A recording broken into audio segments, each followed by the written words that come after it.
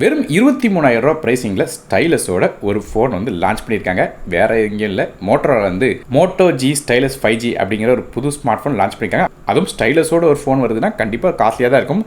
ரீசெண்டாக மார்க்கெட்டில் பார்த்துருப்பீங்க, சாம்சங்லேருந்து நமக்கு வந்து இந்த S25 அல்ட்ராலாம் எடுத்துக்கிட்டிங்கன்னா அது ஒரு ப்ரைஸிங்னா 1 லட்சம் ரூபாய்க்கு மேலே போகும். அதுக்கு கீழே ஸ்டைலஸ் உள்ள ஃபோன் வந்து பெருசாக மார்க்கெட்டில் இல்லை. ஆனால் இப்போ வெறும் 20,000 செக்மெண்ட்டில் வந்து மோட்டோரோலா இப்படி ஒரு ஃபோனை கொண்டு வந்திருக்காங்க. ஸோ இந்த ஃபோனில் என்ன ஃபீச்சர்ஸ் வருது, மேலும் இந்த ஃபோன் நல்லா இருக்கா இல்லையா, இதோட ஸ்பெக்கை நம்ம கொண்டு எல்லாத்தையும் டீட்டெயிலாக இந்த வீடியோவில் பேசலாம். ஸோ வீடியோக்குள்ள போக முடியாது, சேனல் சப்ஸ்கிரைப் பண்ணுங்க, பக்கத்தில் பெல் ஐக்கனை ப்ரெஸ் பண்ணி தொடர்ந்து உங்கள் ஆதரவு தாங்க. அப்படி நம்ம டெலிகிராம் மற்றும் வாட்ஸ்அப் சேனல் லிங்க்கும் டிஸ்கிரிப்ஷன் கொடுத்துருக்கேன், மறக்காம கிளிக் பண்ணி ஜாயின் பண்ணிக்கோங்க.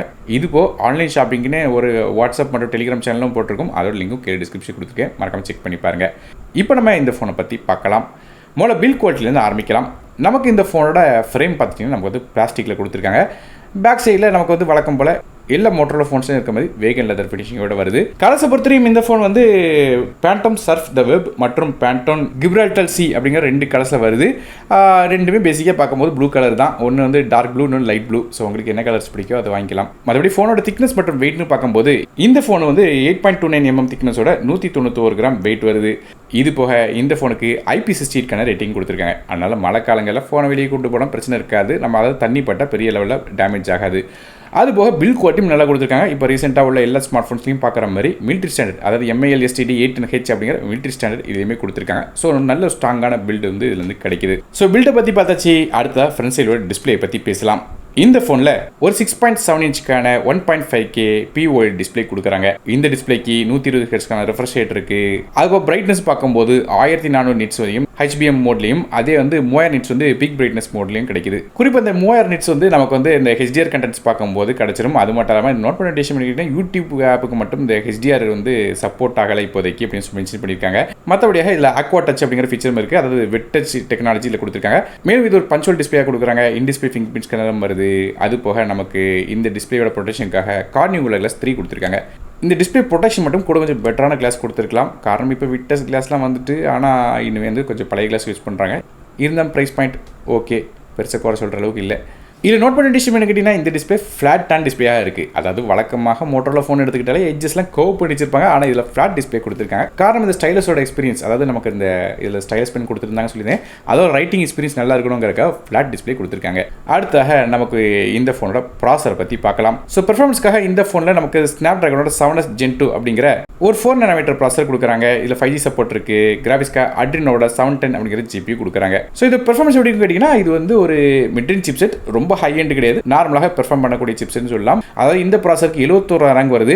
மார்க்னு பார்க்கும்போது 100க்கு 42 மார்க் எடுக்குது. ஒரு பி கிரேட் சிப்செட்டாக கொடுக்குறாங்க. ஸோ பெர்ஃபார்மன்ஸ் வந்து ஆப்ஷன் பண்ணலாம், மல்டி டாஸ்கிங் பண்ணலாம், ஓரளவு டீசெண்டாக பண்ண முடியும்.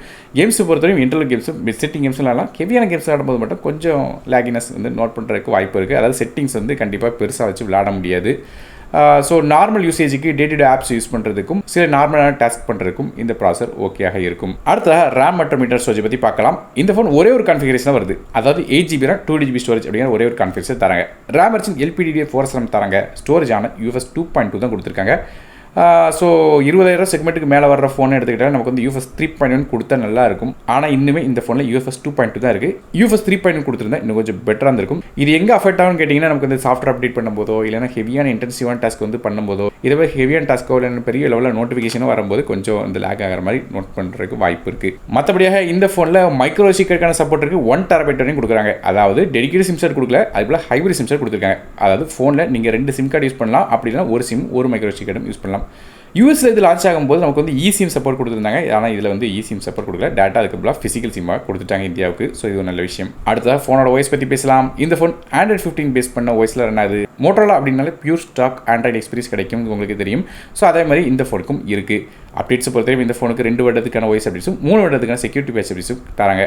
அடுத்த இந்த ஃபோனோட மேஜர் செல்லிங் பாயிண்ட், அதாவது இதோட ஸ்டைலஸ், அதை பற்றி பார்க்கலாம். 20,000 செக்மெண்ட்டில் ஒரு ஃபோனுக்கு ஸ்டைலஸ் கொடுக்காங்கன்னா கண்டிப்பாக ஒரு ப்ளஸ் பாயிண்ட் தான் சொல்லும். காரணம் மார்க்கெட்டில் இப்போ இருக்கிற ஃபோன்லாம் பார்த்துட்டிங்கன்னா ப்ரைஸிங் எங்கேயோ பேரும் ஸ்டைலஸோட ஃபோன் வாங்கணும்னா, ஸோ அப்படி பார்க்கும்போது ஒரு பட்ஜெட் ஃபோனில் வந்து இந்த ஸ்டைலஸ் கொடுக்குற ரொம்ப நல்ல விஷயம் சொல்லலாம். ஸோ இந்த ஸ்டைலஸில் பல விதமான ஃபீச்சர்ஸும் இருக்குன்னு சொல்லிக்கலாம். குறிப்பாக வந்து நீங்கள் இந்த நோட்ஸ் எடுக்கிறதுக்கு இந்த ஸ்டைலஸ் யூஸ் பண்ணலாம். அதுபோல் ஹேண்ட் ரைட்டிங் கால்குலேட்டருங்கிற ஒரு ஃபீச்சர் இருக்குது. நம்ம வந்து ஐபேட் வீடியோ வந்து ரொம்ப நாளைக்கு முன்னாடி பேசியிருந்தோம். அதில் வந்து இந்த டேட்டா உங்கள் ஹேண்ட் ரைட்டிங் வச்சு எழுதினாலே அதில் வந்து அந்த ஆன்சர் வரும் அப்படிங்கிறத சொல்லியிருந்தோம்.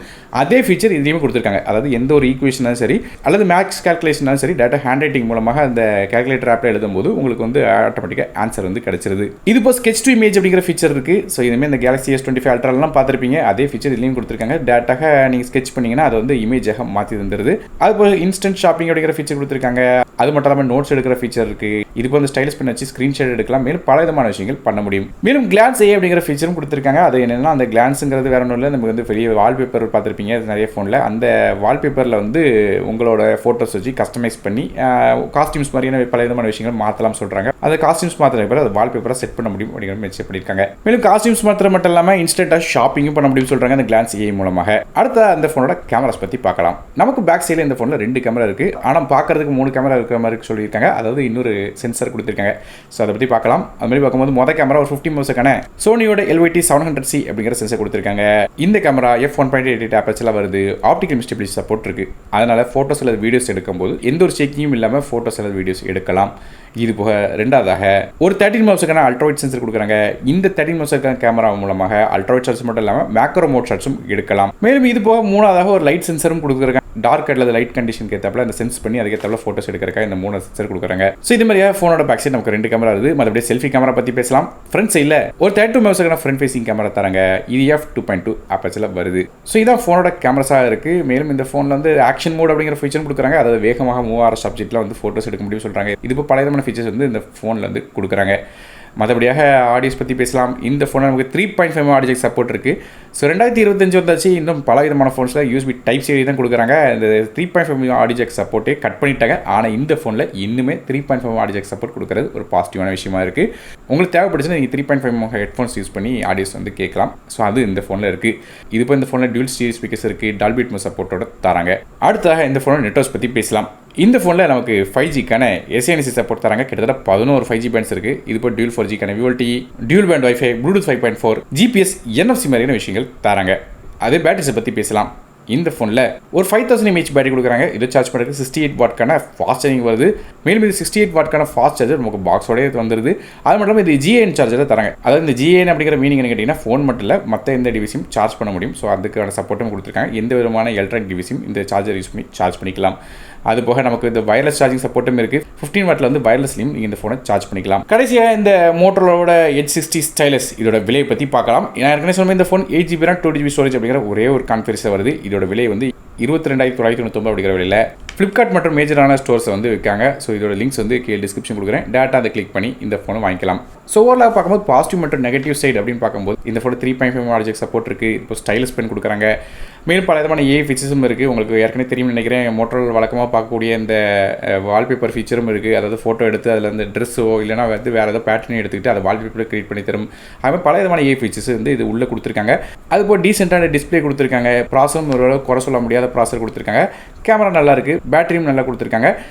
நெகட்டிவ்னு பார்த்தா நமக்கு வந்து UFS 2.2 சொல்லலாம். அது மட்டும் கொஞ்சம் நெகட்டிவாக தருது. மற்றபடியாக பெரிய அளவில் குறை சொல்கிற மாதிரி இந்த ஃபோனில் வந்து எந்த விதமான விஷயங்களும் கொடுக்கல. ஸோ நல்ல ஒரு டீசென்டான ஃபோன் சொல்லலாம். இது ஏன்னா ஸ்பெக் அதாவது ப்ரைஸ் வச்சு கம்பேர் பண்ணி பார்க்கும்போது இந்த கொடுத்துருக்கிற ஸ்பெக் வந்து ஓரளவு ஒர்த்துன்னு சொல்லலாம். குறிப்பாக ஸ்டைலஸ் பென் அதுவும் 20,000 பட்ஜெட்டில் வந்து ஒரு ஃபோன் வந்து ஸ்டைலஸோட வருதுன்னா கண்டிப்பாக ஒரு பெரிய விஷயம். ஸோ நீங்கள் இந்த மோட்டோரோலோட Edge 60 ஸ்டைலஸ் ஸ்மார்ட் ஃபோனை பற்றி என்ன நினைக்கிங்க அப்படிங்கிறத கீழே கமெண்ட் செக்ஷன் மென்ஷன் பண்ணுங்கள். வீடியோ பிடிச்சா ஒரு லைக் கொடுத்துருங்க. உங்கள் ஃப்ரெண்ட்ஸ் ஷேர் பண்ணிவிடுங்க. நானும் டெக் தமிழுக்காக மற்றொரு வீடியோ சந்திக்கிறேன். நன்றி, வணக்கம்.